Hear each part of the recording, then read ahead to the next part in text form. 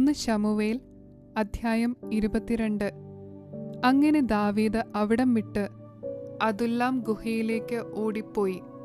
അവന്റെ സഹോദരന്മാരും അവന്റെ പിതൃഭവനമൊക്കെയും അത് കേട്ട് അവന്റെ അടുക്കൽ ചെന്നു. ഞെരുക്കമുള്ളവർ, കടമുള്ളവർ, സന്തുഷ്ടിയില്ലാത്തവർ എന്നീ വകക്കാർ ഒക്കെയും അവന്റെ അടുക്കൽ വന്നുകൂടി. അവൻ അവർക്ക് തലവനായി തീർന്നു. അവനോടുകൂടെ ഏകദേശം 400 പേർ ഉണ്ടായിരുന്നു. അനന്തരം ദാവീദ് അവിടം വിട്ട് മോവാബിലെ മിസ്പയിൽ ചെന്നു. മോവാബ് രാജാവിനോട്, ദൈവം എനിക്ക് വേണ്ടി എന്തു ചെയ്യും എന്നറിയുവോളം എൻ്റെ അപ്പനും അമ്മയും നിങ്ങളുടെ അടുക്കൽ വന്നു പാർപ്പാൻ അനുവദിക്കണമേ എന്നപേക്ഷിച്ചു. അവൻ അവരെ മോവാബ് രാജാവിൻ്റെ സന്നിധിയിൽ കൊണ്ടുചെന്നു. ദാവീദ് ദുർഗത്തിൽ താമസിച്ച കാലമൊക്കെയും അവർ അവിടെ പാർത്തു. എന്നാൽ ഗാദ് പ്രവാചകൻ ദാവീദിനോട്, ദുർഗത്തിൽ പാർക്കാതെ യഹൂദാദേശത്തേക്ക് പൊയ്ക്കൊള്ളുക എന്ന് പറഞ്ഞു. അപ്പോൾ ദാവീദ് പുറപ്പെട്ടു ഹേരത്ത് കാട്ടിൽ വന്നു. ദാവീദിനെയും കൂടെയുള്ളവരെയും കണ്ടിരിക്കുന്നു എന്ന് ശൗൽ കേട്ടു. അന്ന് ശൗൽ കയ്യിൽ കുന്തവുമായി ഗിബെയയിലെ കുന്നിന്മേലുള്ള പിചുലവൃക്ഷത്തിൻ ചുവട്ടിലിരിക്കുകയായിരുന്നു. അവന്റെ ഭൃത്യന്മാരെല്ലാവരും അവന്റെ ചുറ്റും നിന്നിരുന്നു. ശൗൽ ചുറ്റും നിൽക്കുന്ന തന്റെ ഭൃത്യന്മാരോട് പറഞ്ഞത്, ബെന്യാമീന്യരെ കേട്ടുകൊള്ളുവീൻ. ഇശായിയുടെ മകൻ നിങ്ങൾക്കൊക്കെയും നിലങ്ങളും മുന്തിരിത്തോട്ടങ്ങളും തന്നു നിങ്ങളെ എല്ലാവരെയും സഹസ്രാധിപന്മാരും ശതാധിപന്മാരും ആക്കുമോ? നിങ്ങളെല്ലാവരും എനിക്ക് വിരോധമായി കൂട്ടുകെട്ടുണ്ടാക്കിയിരിക്കുന്നു. എൻ്റെ മകൻ ഇശായിയുടെ മകനോട് സഖ്യത ചെയ്തത് എന്നെ അറിയിപ്പാൻ ആരുമുണ്ടായിരുന്നില്ല. എൻ്റെ മകൻ എൻ്റെ ദാസനെ ഇന്ന് എനിക്കായി പതിയിരിപ്പാൻ ഉത്സാഹിപ്പിച്ചിരിക്കുന്നതിങ്കൽ മനസ്താപമുള്ളവരോ അതിനെക്കുറിച്ച് എനിക്ക് അറിവ് തരുന്നവരോ നിങ്ങളിൽ ആരും ഉണ്ടായിരുന്നില്ലല്ലോ. അപ്പോൾ ശൗലിന്റെ ഭൃത്യന്മാരുടെ കൂട്ടത്തിൽ നിന്നിരുന്ന ഏദോമ്യനായ ദോവേഗ് നോബിൽ അഹീതൂബിന്റെ മകനായ അഹീമേലെക്കിന്റെ അടുക്കൽ ഇശായിയുടെ മകൻ വന്നത് ഞാൻ കണ്ടു. അവൻ അവനു വേണ്ടി യഹോവയുടെ അരുളപ്പാട് ചോദിച്ചു. അവന് ഭക്ഷണ സാധനവും ഫെലിസ്ത്യനായ ഗോലിയാത്തിന്റെ വാളും കൊടുത്തു എന്നുത്തരം പറഞ്ഞു. ഉടനെ രാജാവ് അഹീതൂബിന്റെ മകനായ അഹീമേലെക്ക് പുരോഹിതനെയും അവന്റെ പിതൃഭവനക്കാരായ നോബിലെ സകല പുരോഹിതന്മാരെയും വിളിപ്പിച്ചു. അവർ എല്ലാവരും രാജാവിന്റെ അടുക്കൽ വന്നു. അപ്പോൾ ശൗൽ അഹീതൂബിന്റെ മകനെ കേൾക്ക എന്ന് കൽപ്പിച്ചു. തിരുമേനി, അടിയൻ എന്ന് അവനുത്തരം പറഞ്ഞു. ശൗൽ അവനോട്, ഇശായിയുടെ മകൻ ഇന്ന് എനിക്കായി പതിയിരിപ്പാൻ തുനിയത്തക്കവണ്ണം അവൻ അപ്പവും വാളും കൊടുക്കുകയും അവനു വേണ്ടി ദൈവത്തോട് ചോദിക്കുകയും ചെയ്തതിനാൽ നീയും അവനും എനിക്ക് വിരോധമായി കൂട്ടുകെട്ടുണ്ടാക്കിയത് എന്ത് എന്ന് ചോദിച്ചു. അഹീമേലെക്ക് രാജാവിനോട്, തിരുമനസ്സിലെ സകല ഭൃത്യന്മാരിലും വെച്ച് ദാവീദിനോളം വിശ്വസ്തൻ ആരുള്ളൂ? അവൻ രാജാവിൻ്റെ മരുമകനും അവിടുത്തെ ആലോചനയിൽ ചേരുന്നവനും രാജധാനിയിൽ മാന്യനും ആകുന്നുവല്ലോ. അവനു വേണ്ടി ദൈവത്തോട് ചോദിപ്പാൻ ഞാൻ ഇപ്പോഴോ തുടങ്ങിയത്? അങ്ങനെയല്ല, രാജാവ് അടിയന്റെ മേലും അടിയന്റെ പിതൃഭവനത്തിന്മേലും കുറ്റം ഒന്നും ചുമത്തരുതേ. അടിയൻ ഇതിലെങ്ങും യാതൊന്നും അറിഞ്ഞവനല്ല എന്നുത്തരം പറഞ്ഞു. അപ്പോൾ രാജാവ്, അഹീമേലെക്കേ, നീ മരിക്കണം, നീയും നിന്റെ പിതൃഭവനമൊക്കെയും തന്നെ എന്ന് കൽപ്പിച്ചു. പിന്നെ രാജാവ് അരികെ നിൽക്കുന്ന അകമ്പടികളോട് ചെന്ന് യഹോവയുടെ പുരോഹിതന്മാരെ കൊല്ലുവീൻ, അവരും ദാവീദിനോട് ചേർന്നിരിക്കുന്നു. അവൻ ഓടിപ്പോയത് അവർ അറിഞ്ഞിട്ടും എന്നെ അറിയിച്ചില്ലല്ലോ എന്ന് കൽപ്പിച്ചു. എന്നാൽ യഹോവയുടെ പുരോഹിതന്മാരെ കൊല്ലുവാൻ കൈ നീട്ടുന്നതിന് രാജാവിൻ്റെ ഭൃത്യന്മാർ തുനിഞ്ഞില്ല. അപ്പോൾ രാജാവ് ദോവേഗിനോട്, നീ ചെന്ന് പുരോഹിതന്മാരെ കൊല്ലുക എന്ന് കൽപ്പിച്ചു. ഏദോമ്യനായ ദോവേഗ് ചെന്ന് പുരോഹിതന്മാരെ വെട്ടി പഞ്ഞിനൂൽ കൊണ്ടുള്ള ഏഫോദ് ധരിച്ച 85 പേരെ അന്ന് കൊന്നു കളഞ്ഞു. പുരോഹിത നഗരമായ നോബിന്റെ പുരുഷന്മാർ, സ്ത്രീകൾ, ബാലന്മാർ, ശിശുക്കൾ, കാള, കഴുത, ആട് എന്നിങ്ങനെ ആസകലം വാളിന്റെ വായ്ത്തലയാൽ അവൻ സംഹരിച്ചു കളഞ്ഞു. എന്നാൽ അഹീതൂബിന്റെ മകനായ അഹീമേലെക്കിന്റെ പുത്രന്മാരിൽ അബ്യാഥാർ എന്നൊരുത്തൻ തെറ്റിയൊഴിഞ്ഞ് ദാവീദിന്റെ അടുക്കൽ ഓടിപ്പോയി.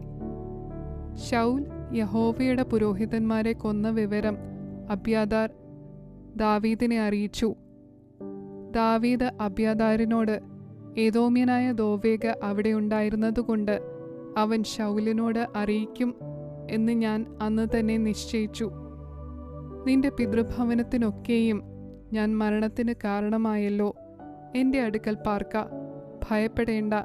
എനിക്ക് ജീവഹാനി വരുത്തുവാൻ നോക്കുന്നവൻ നിനക്കും ജീവഹാനി വരുത്തുവാൻ നോക്കുന്നു.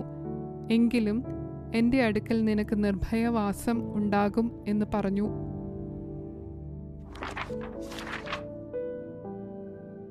ഒന്ന് ശമൂവേൽ അധ്യായം 23.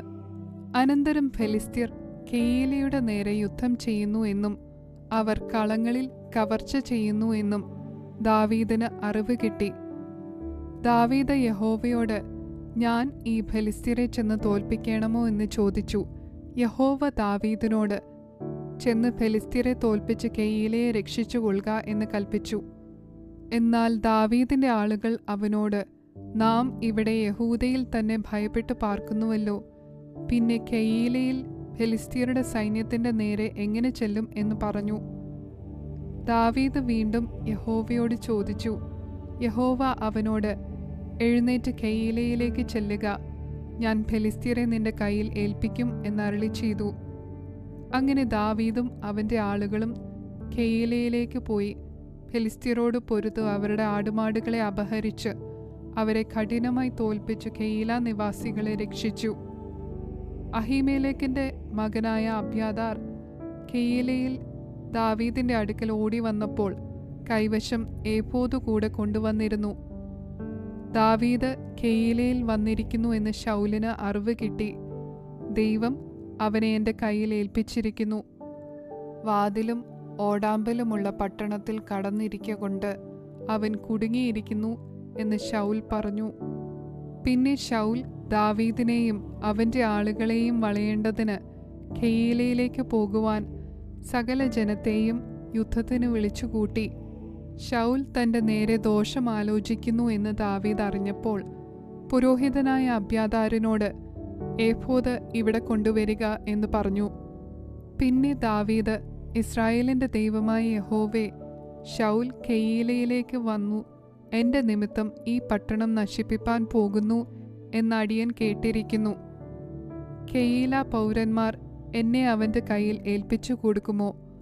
അടിയൻ കേട്ടിരിക്കുന്നത് പോലെ ശൗൽ വരുമോ? ഇസ്രായേലിന്റെ ദൈവമായ യഹോവേ, അടിയനെ അറിയിക്കണമേ എന്ന് പറഞ്ഞു.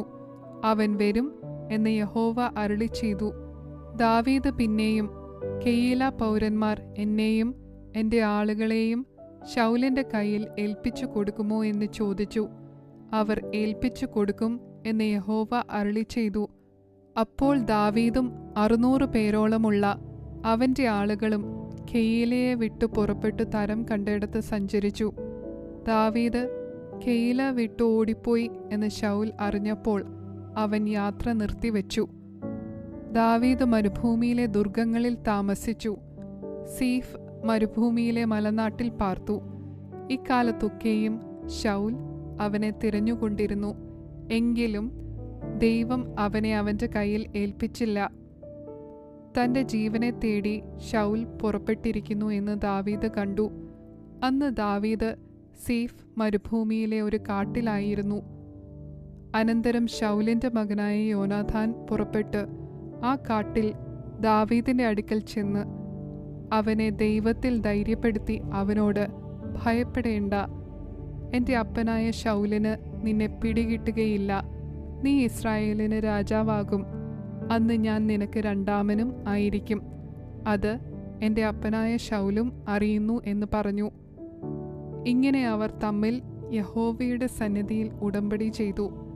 ദാവീദ് കാട്ടിൽ താമസിക്കുകയും യോനാഥാൻ വീട്ടിലേക്ക് പോവുകയും ചെയ്തു. അനന്തരം സീഫ്യർ ഗിബെയയിൽ ശൗലിന്റെ അടുക്കൽ വന്നു.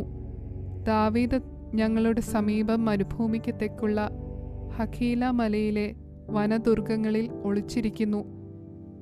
ആകയാൽ രാജാവേ, തിരുമനസ്സിലെ ആഗ്രഹം പോലെ വന്നു കൊള്ളേണം. അവനെ രാജാവിൻ്റെ കയ്യിൽ ഏൽപ്പിച്ചു തരുന്ന കാര്യം ഞങ്ങൾ ഏറ്റിരിക്കുന്നു എന്ന് പറഞ്ഞു. അതിന് ശൗൽ പറഞ്ഞത്, നിങ്ങൾക്ക് എന്നോട് മനസ്സലിവ് തോന്നിയിരിക്കൊണ്ട് നിങ്ങൾ യഹോവയാൽ അനുഗ്രഹിക്കപ്പെട്ടവർ. നിങ്ങൾ പോയി ഇനിയും സൂക്ഷ്മമായി അന്വേഷിച്ച് അവൻ്റെ സഞ്ചാരം എവിടെയൊക്കെ ആകുന്നു എന്നും അവിടങ്ങളിൽ അവനെ കണ്ടവർ ആരെല്ലാമെന്നും അറിഞ്ഞുകൊള്ളുവീൻ. അവൻ വലിയ ഉപായി ആകുന്നു എന്ന് ഞാൻ കേട്ടിരിക്കുന്നു. ആകയാൽ അവൻ ഒളിച്ചിരിക്കുന്ന ഒളിപ്പിടങ്ങളെല്ലാം കണ്ടറിഞ്ഞു വന്ന് സൂക്ഷ്മ വിവരം എന്നെ അറിയിപ്പീൻ. ഞാൻ നിങ്ങളോടുകൂടെ പോരും. അവൻ ദേശത്തെങ്ങാനും ഉണ്ടെന്നു വരികിൽ ഞാൻ അവനെ യഹൂദ സഹസ്രങ്ങളിലൊക്കെയും അന്വേഷിച്ചു പിടിക്കും. അങ്ങനെ അവർ പുറപ്പെട്ട് ശൗലിനു മുൻപേ സീഫിലേക്ക് പോയി. എന്നാൽ ദാവീദും അവൻ്റെ ആളുകളും മരുഭൂമിയുടെ തെക്ക് അരാബയിലെ മാവോൻ മരുവിൽ ആയിരുന്നു. ശൗലും അവൻ്റെ പടജ്ജനവും അവനെ തിരയുവാൻ പുറപ്പെട്ടു. അത് ദാവീദിന് അറിവ് കിട്ടിയപ്പോൾ അവൻ മാവോൻ മരുവിലെ സേലയിൽ ചെന്ന് താമസിച്ചു. ശൗൽ അത് കേട്ടപ്പോൾ മാവോൻ മരുവിൽ ദാവീദിനെ പിന്തുടർന്നു. ശൗൽ പർവ്വതത്തിൻ്റെ ഇപ്പുറത്തും ദാവീദും ആളുകളും പർവ്വതത്തിൻ്റെ അപ്പുറത്തും കൂടി നടന്നു. ശൗലിനെ ഒഴിഞ്ഞു പോകുവാൻ ദാവീദ് ബന്ധപ്പെട്ടു. ശൗലും പടജ്ജനവും ദാവീദിനെയും അവൻ്റെ ആളുകളെയും വളഞ്ഞു പിടിപ്പാൻ അടുത്തു. അപ്പോൾ ശൗലിൻ്റെ അടുക്കൽ ഒരു ദൂതൻ വന്നു, ക്ഷണം വരേണം, ഫെലിസ്ത്യർ ദേശത്തെ ആക്രമിച്ചിരിക്കുന്നു എന്ന് പറഞ്ഞു. ഉടനെ ശൗൽ ദാവീദിനെ പിന്തുടരുന്നത് വിട്ട് ഫെലിസ്ത്യരുടെ നേരെ പോയി. ആകയാൽ ആ സ്ഥലത്തിന് സേലഹ മാഹ്ലെക്കോത്ത് എന്ന് പേരായി. ദാവീദോ അവിടം വിട്ട് കയറിപ്പോയി ഏൻഗദിയിലെ ദുർഗങ്ങളിൽ ചെന്ന് പാർത്തു. 1 ശമൂവേൽ അധ്യായം 24. ശൗൽ ഫെലിസ്ത്യരെ ഓടിച്ചു കളഞ്ഞിട്ട് മടങ്ങി വന്നപ്പോൾ ദാവീദ് ഏൻഗദി മരുഭൂമിയിൽ ഉണ്ടെന്ന് അവന് അറിവ് കിട്ടി. അപ്പോൾ ശൗൽ എല്ലാ ഇസ്രായേലിൽ നിന്നും തിരഞ്ഞെടുത്തിരുന്ന 3000 പേരെ കൂട്ടിക്കൊണ്ട് ദാവീദിനെയും അവൻ്റെ ആളുകളെയും തിരയുവാൻ കാട്ടാട്ടിൻ പാറകളിൽ ചെന്നു. അവൻ വഴിയരികെയുള്ള ആട്ടിൻ തൊഴുത്തെങ്കിൽ എത്തി. അവിടെ ഒരു ഗുഹയുണ്ടായിരുന്നു. ശൗൽ കാൽമടക്കത്തിന് അതിൽ കടന്നു. എന്നാൽ ദാവീദും അവൻ്റെ ആളുകളും ഗുഹയുടെ ഉള്ളിൽ പാർത്തിരുന്നു. ദാവീദിൻ്റെ ആളുകൾ അവനോട്, ഞാൻ നിന്റെ ശത്രുവിനെ നിന്റെ കയ്യിൽ ഏൽപ്പിക്കും, നിനക്ക് ബോധിച്ചതുപോലെ അവനോട് ചെയ്യാം എന്ന് യഹോവ നിന്നോട് അരുളി ചെയ്ത ദിവസം ഇതാ എന്ന് പറഞ്ഞു.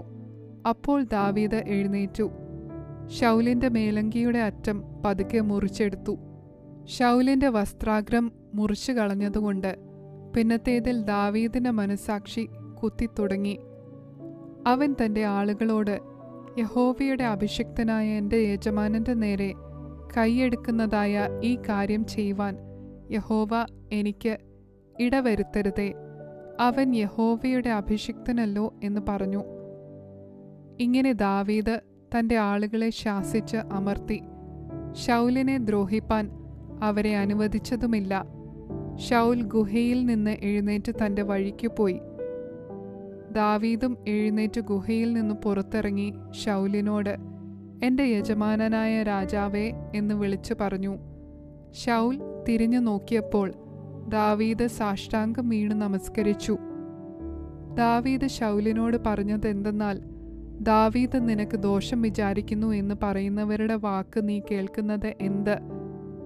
യഹോവ ഇന്ന് ഗുഹയിൽ വെച്ച് നിന്നെ എൻ്റെ കയ്യിൽ ഏൽപ്പിച്ചിരുന്നു എന്ന് നിന്റെ കണ്ണാലെ കാണുന്നുവല്ലോ. നിന്നെ കൊല്ലുവാൻ ചിലർ പറഞ്ഞെങ്കിലും ഞാൻ ചെയ്തില്ല. എൻ്റെ യജമാനൻ്റെ നേരെ ഞാൻ കൈയെടുക്കയില്ല. അവൻ യഹോവയുടെ അഭിഷിക്തനല്ലോ എന്ന് ഞാൻ പറഞ്ഞു. എൻ്റെ പിതാവേ, കാൺക, എൻ്റെ കയ്യിൽ നിന്റെ മേലങ്കിയുടെ അറ്റം ഇതാ കാൺക. നിന്റെ മേലങ്കിയുടെ അറ്റം ഞാൻ മുറിക്കുകയും നിന്നെ കൊല്ലാതിരിക്കുകയും ചെയ്തതിനാൽ എൻ്റെ കയ്യിൽ ദോഷവും ദ്രോഹവും ഇല്ല. ഞാൻ നിന്നോട് പാപം ചെയ്തിട്ടുമില്ല എന്ന് കണ്ടറിഞ്ഞുകൊള്ളുക. നീയോ എനിക്ക് പ്രാണഹാനി വരുത്തുവാൻ തേടി നടക്കുന്നു. യഹോവ എനിക്കും നിനക്കും മധ്യേ ന്യായം വിധിക്കട്ടെ.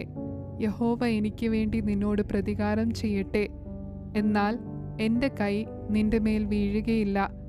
ദുഷ്ടത ദുഷ്ടനിൽ നിന്ന് പുറപ്പെടുന്നു എന്നല്ലോ പഴഞ്ചൊൽ പറയുന്നത്. എന്നാൽ എൻ്റെ കൈ നിന്റെ മേൽ വീഴുകയില്ല. ആരെ തേടിയാകുന്നു ഇസ്രായേൽ രാജാവ് പുറപ്പെട്ടിരിക്കുന്നത്? ആരെയാകുന്നു പിന്തുടരുന്നത്? ഒരു ചത്ത നായെ, ഒരു ചെള്ളിനെ അല്ലയോ? ആകയാൽ യഹോവ ന്യായാധിപനായി എനിക്കും നിനക്കും മധ്യേ ന്യായം വിധിക്കുകയും എൻ്റെ കാര്യം നോക്കി വ്യവഹരിച്ചു എന്നെ നിന്റെ കയ്യിൽ നിന്ന് വിടുവിക്കുകയും ചെയ്യുമാറാകട്ടെ. ദാവീദ് ശൗലിനോട് ഈ വാക്കുകൾ സംസാരിച്ചു തീർന്ന ശേഷം ശൗൽ, എൻ്റെ മകനെ ദാവീദേ, ഇത് നിന്റെ ശബ്ദമോ എന്ന് ചോദിച്ചു പൊട്ടിക്കരഞ്ഞു. പിന്നെ അവൻ ദാവീദിനോട് പറഞ്ഞത്, നീ എന്നേക്കാൾ നീതിമാൻ. ഞാൻ നിനക്ക് തിന്മ ചെയ്തതിന് നീ എനിക്ക് നന്മ പകരം ചെയ്തിരിക്കുന്നു. യഹോവ എന്നെ നിന്റെ കയ്യിൽ ഏൽപ്പിച്ചാറേയും നീ എന്നെ കൊല്ലാതെ വിട്ടതിനാൽ നീ എനിക്ക് ഗുണം ചെയ്തതായി ഇന്ന് കാണിച്ചിരിക്കുന്നു. ശത്രുവിനെ കണ്ടുകിട്ടിയാൽ ആരെങ്കിലും അവനെ വെറുതെ വിട്ടയക്കുമോ? നീ ഇന്ന് എനിക്ക് ചെയ്തതിന് യഹോവ നിനക്ക് നന്മ പകരം ചെയ്യട്ടെ. എന്നാൽ നീ രാജാവാകും, ഇസ്രായേൽ രാജത്വം നിന്റെ കയ്യിൽ സ്ഥിരമാകും എന്ന് ഞാൻ അറിയുന്നു. ആകയാൽ നീ എൻ്റെ ശേഷം എൻ്റെ സന്തതിയെ നിർമൂലമാക്കി എൻ്റെ പേർ എൻ്റെ പിതൃഭവനത്തിൽ നിന്ന് മായ്ച്ചു കളകയില്ല എന്ന യഹോവയുടെ നാമത്തിൽ ഇപ്പോൾ എന്നോട് സത്യം ചെയ്യണം. അങ്ങനെ ദാവീദ് ശൗലിനോട് സത്യം ചെയ്തു. ശൗൽ അരമനയിലേക്ക് പോയി. ദാവീദും അവൻ്റെ ആളുകളും ദുർഗത്തിലേക്കും പോയി.